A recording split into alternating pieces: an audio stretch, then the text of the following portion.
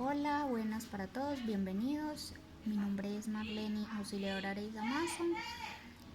Hoy les voy a exponer sobre los autos 121 del 2018 y 110 del 2019, donde la exponente es la doctora Gloria Estela Ortiz Delgado, donde nos hablan de la sentencia 762 del 2015. Esta fue reiterada por la Sala Quinta de Revisión, bajo una premisa en la que la política criminal colombiana ha sido reactiva, populista, reflexiva, volátil, incoherente y subordinada a la política de la seguridad en los centros penitenciarios, en las cuales solo deben estar las personas que son condenadas, porque las personas que no son condenadas, las personas que son sindicadas, deberían de estar en otro lugar, pero en este momento están todos juntos, tanto los condenados como los sindicados, y según la ley dice que los sindicados deben de estar en un lugar y los condenados en otro. Pero en las cárceles estamos en un hacinamiento total, ¿cierto? Estas cárceles del país están en una situación de zona roja, porque porque para ello no hay una solución todavía. En la cárcel en las cárceles de Colombia, tanto mujeres como hombres deberían de estar por celda 2 personas. Pero en estos momentos, con el hacinamiento que hay, encontramos que en una celda viven 8, 10 personas. La otra problemática que hay al día de hoy es que cada guardián debería de tiene la capacidad de, o legalmente debe de proteger o de guardiar o estar pendiente de la seguridad de 8 personas. Pero al día de hoy cada guardián tiene que custodiar, guardar, proteger, estar pendiente de la seguridad de los internos de unos 150 personas. En el país, en todas las cárceles tenemos una sobrepoblación. Yo, para explicarles más o menos en la situación que están las cárceles de cada de cada departamento, cogí la zona urbana, que es la de Medellín. Entonces, nos dicen que tiene una capacidad de tienen una capacidad de 316 internos, de 708 internos. Y ahorita la población que tenemos es del 15 124 internos condenados, tanto condenados como sindicados, con una sobrepoblación de 7.400 internos, con un hacinamiento del 93.7% en Medellín, en el país, pues de todas las cárceles. Cogí a Medellín para explicarles más o menos la situación que se ve en ellas, las situaciones que tenemos en ellas en cada cárcel. Entonces yo cogí pues las cárceles de acá del Valle Aburrá, como son Bellavista, el Pedregal y la cárcel de Itagüí. Entonces nos dicen que la cárcel de Bellavista fue construida en 1975 para la capacidad de una población de 2.224 personas. Al día de hoy, esta cárcel abarca 3.800 internos. Por el mismo estado está Pedregal. Pedregal tiene la capacidad de abarcar 1.150 internos, pero al momento de hoy tenemos 4.700. Y La Paz de Itagüí, con un mayor hacinamiento, es la que más tiene hacinamiento, hablando pues de Antioquia, ¿cierto? De las cárceles de acá de la zona urbana, que es Medellín, ¿cierto? Valle Aburrá.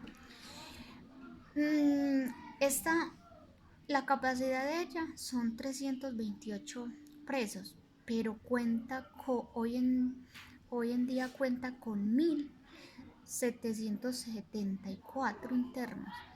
Por este mismo, por este mismo encontramos que todas las cárceles del país, o sea, este era un ejemplo de cómo se encuentran las cárceles del país.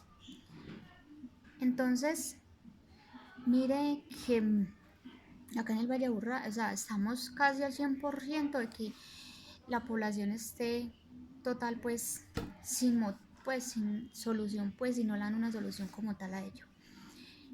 ¿Cuál es la solución que plantean tanto el gobierno, el ministro y varios alcaldes? Entonces, según el gobierno, dice que va a invertir 3.000 millones de pesos para planes de contingencia de dos maneras. La primera es para construir 3 nuevas cárceles, como son en el Girón, Ipiales y en Bellavista, lo cual hasta el momento pues no hay inicios, no hay principios, no hay algo que demuestre que esto está en proceso. Y la segunda es la implementación de 4 modelos con los que busca ampliar los grupos dentro de los centros que allá funcionan, o sea, dentro de la cárcel. El gobierno insiste en que los municipios deben de cumplir la ley. ¿Qué quiere decir esto? Que los municipios deben de tener cárceles con la capacidad y con la de construir estas cárceles o nuevas cárceles para estas personas indicadas.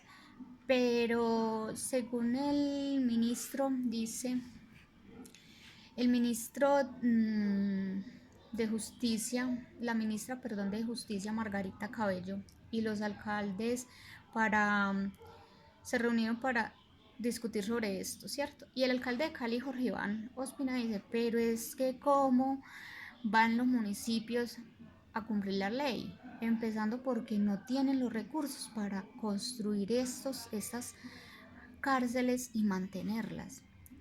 Frente a los altos índices de hacinamiento en las cárceles del país, el Congreso tramita 2 proyectos de ley que buscan mejorar las condiciones de los reclusos.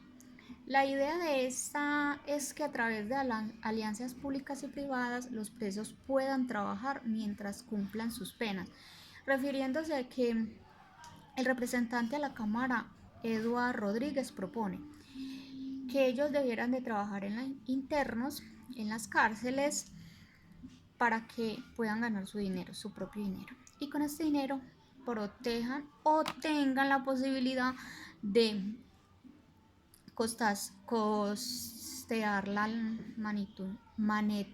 pues su alimentación, su resocialización y el mejoramiento pues de las cárceles. O sea, que los presos deben de trabajar para que las cárceles tengan una infraestructura muy bien, pero es que ¿cómo van a poner a trabajar a los presos para mantener la infraestructura bien? Si los presos solo los privaron de su libertad, más los otros derechos incluyendo la infraestructura, eso le corresponde al gobierno. O sea, no entiendo por qué el señor Rodríguez dice que ellos debieran de mantener las infraestructuras, sabiendo que ellos no son los que debieran de cumplir con esto. En la resocialización es muy complicada la situación, porque después de que los presos salen, estos van a ser señalados, juzgados, puestos en evidencia porque estuvieron en una cárcel por un delito que cometió o por un delito que lleva un proceso, y al finalizar el proceso se determina que esa persona es inocente. Pero para la sociedad, con el solo hecho de estar en la cárcel, de haber estado en la cárcel, así haya cometido el delito o no lo haya cometido, esta persona es culpable y es indicada de que estuvo en la cárcel y tiene antecedentes y tiene proceso y estuvo en un proceso, y la gente no comprende, la sociedad no comprende la magnitud de esto. Entonces, por esto ya la persona va a ser en la sociedad rechazada.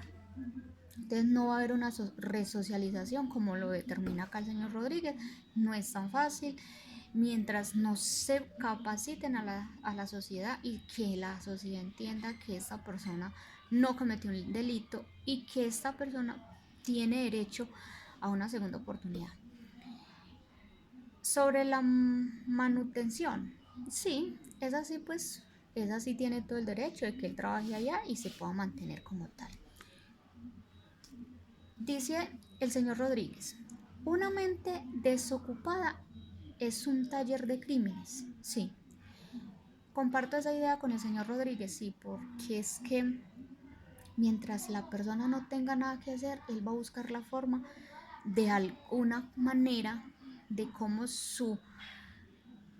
mantenerse, de cómo subsanar tantas cosas, porque mientras está quieto, esta persona va a pensar en demasiadas cosas, va a estar pensando en procesos que no, en cosas que no se debería hacer, ¿cierto?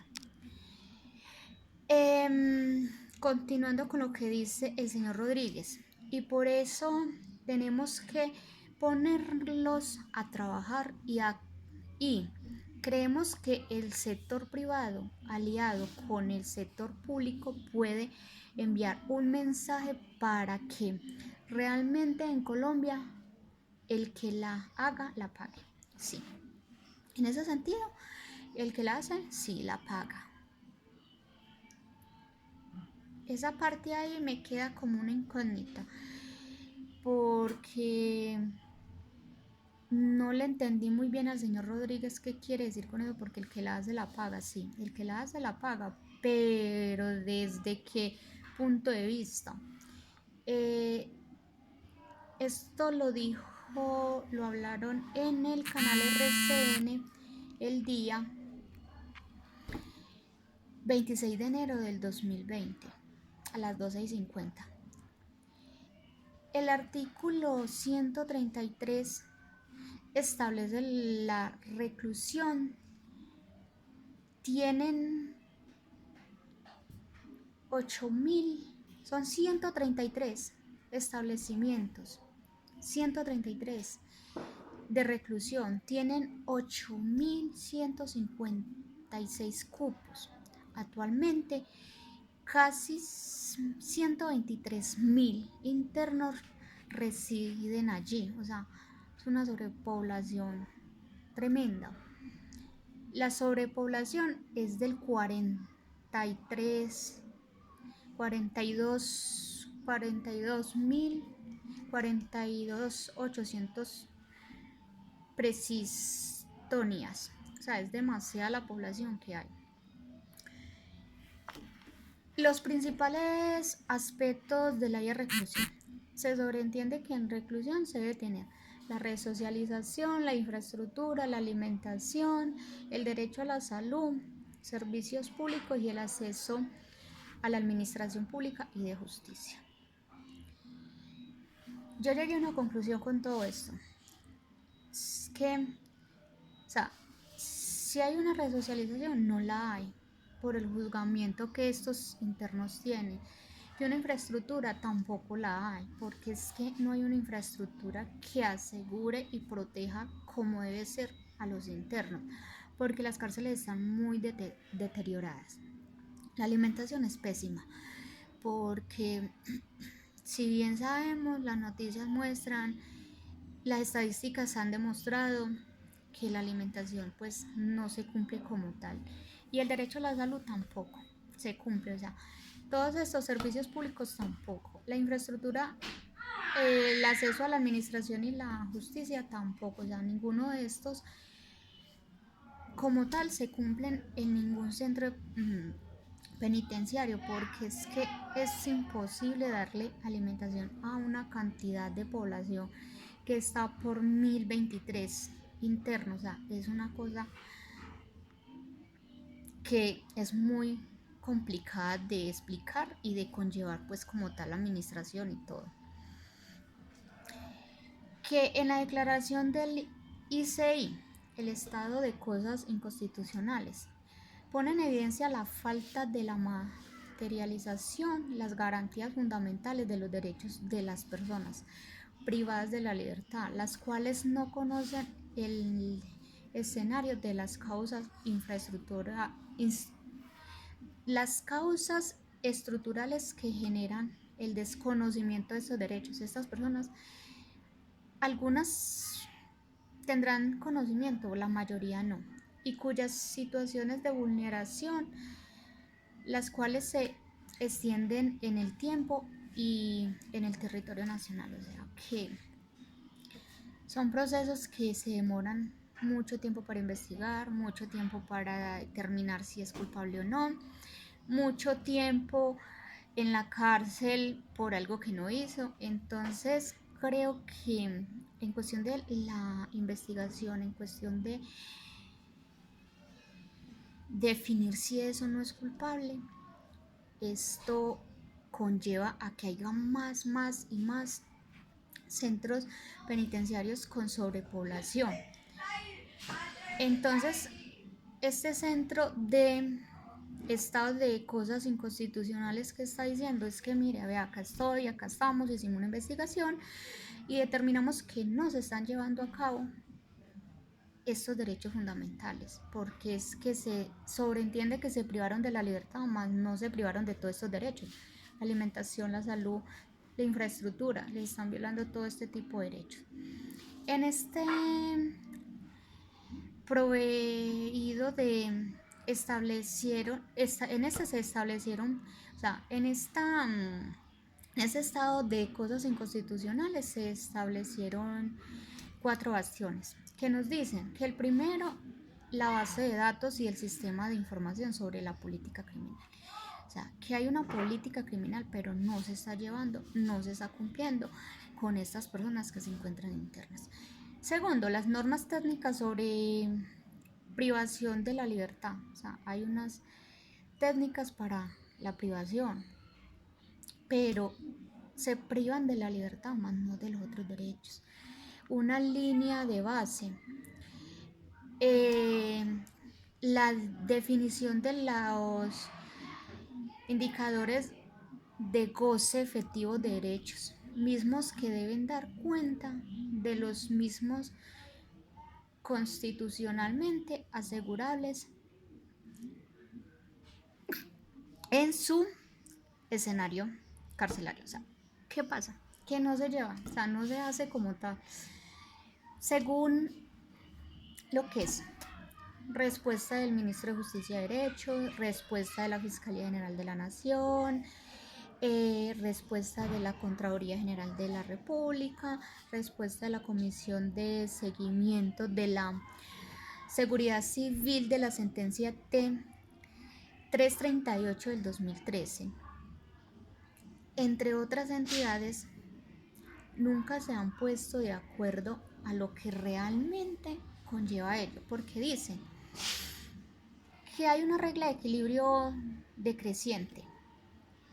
Entonces, todos ellos tienen un punto de vista diferente a cada uno de ellos. Entonces, por ejemplo, la respuesta del Ministro de Justicia y del Derecho dice: son 39 los establecimientos que aplican las reglas de equilibrio, o sea, de crecimiento, y sobre 55 recaen algunos órdenes de cierre. O sea, una población sí los cumple, la otra población no los cumple, entonces los van a cerrar. Entonces, si los cierran, entonces se contradice. El presidente dice, construyo otros para solucionar el problema, pero se cierran otros, según el ministro de Justicia y del Derecho, porque no están cumpliendo con esta regla de equilibrio.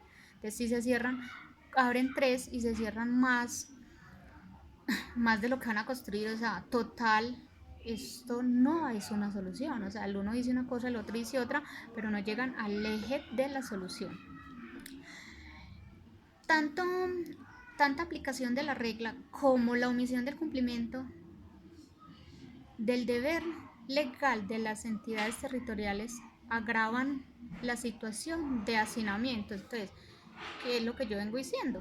O sea, se establecieron reclusiones del orden nacional, ¿cierto? Pero están diciendo cerramos otras porque no cumplen. Entonces, ¿cuál es la solución? Entonces, no entiendo, el gobierno dice una cosa, el ministro dice otra, pero no llegan pues como a nada. Y la respuesta de la Fiscalía General de la Nación: Dice, se debe tener en cuenta que por un lado la aplicación de la regla de equilibrio decreciente se limitó a restringir el ingreso de los centros carcelarios de los imputados cobijados con medidas de aseguramiento, detención preventiva, o sea, se prohíbe. Entonces, si se prohíbe, están en otra parte. O sea, ellos están con la policía, están en CAIS, están en partes que no debe de ser, ¿cierto? Entonces no entiendo hasta dónde va a llegar esto con tantas contradicciones, con tantos puntos de vista y no llegar al punto G, ¿cierto? Que es la solución como tal de los establecimientos. Y así todos, pues la respuesta de la Contraloría General de la República, la Defensoría del Pueblo, respuesta de la Comisión de Seguridad de la Sociedad Civil de la sentencia, dice, la comisión dice, recomendar, o sea, ella recomienda que la aplicación de la regla de equilibrio decreciente tenga enfoques diferentes. Es decir, que se le dé prioridad a la salida de los establecimientos carcelarios por traslado, libertad o cualquier otra razón a las personas pertenecientes a grupos de especial población. O sea, entonces no hay una política criminal concreta porque todos dan su punto de vista, pero ninguno llega al punto que es la solución total de estos hacinamientos. No se ponen de acuerdo, no dicen vamos a hacer esto y con esto se soluciona, no hacen un estudio, todo el mundo opina, todo el mundo estudia, pero no llegan al punto que es la solución de estas personas que se encuentran en esta situación precaria. Respuesta de la Contraloría General de la República. El INPE dice, en ente de control advierto que tal disminución de la población carcelaria no se puede atribuir a la aplicación de la fórmula de equilibrio decreciente, pues los internos que no eran recibidos en los establecimientos que aplicaban la fórmula eran trasladados a otros centros afectados. De esta forma, los indicadores de los centros de receptores. Entonces, hay tantas opiniones, hay tantas cosas que la verdad no sé. Entonces, la Defensoría del Pueblo dice, con relación a la alternativa de solución del hacinamiento, distintas a la aplicación de la mencionada regla, en esta defensoría destacó las advertencias por el gobierno nacional en su demanda del sistema, del gobierno en sus cuatro, o sea, en los cuatro enfoques que dijo el gobierno, ¿cierto? Según esto dice el gobierno, la construcción de los centros penitenciarios, el aumento de salidas de ellos, pero no llegan a nada, o sea, no hay solución, no lo ponen en práctica, no nada. Se quedan ahí analizando la regla de equilibrio, unos los cumplen, otros no, unos están de acuerdo, otros no. Entonces es una dinámica, una discusión que no los ha llevado a cumplir con una política criminal que dé la solución como tal de este conflicto que tenemos en los centros penitenciarios. Muchísimas gracias, espero que les guste la explicación, que me la hayan entendido y que les guste. Muchísimas gracias por la atención prestada y que tengan y que se encuentren muy bien y feliz día.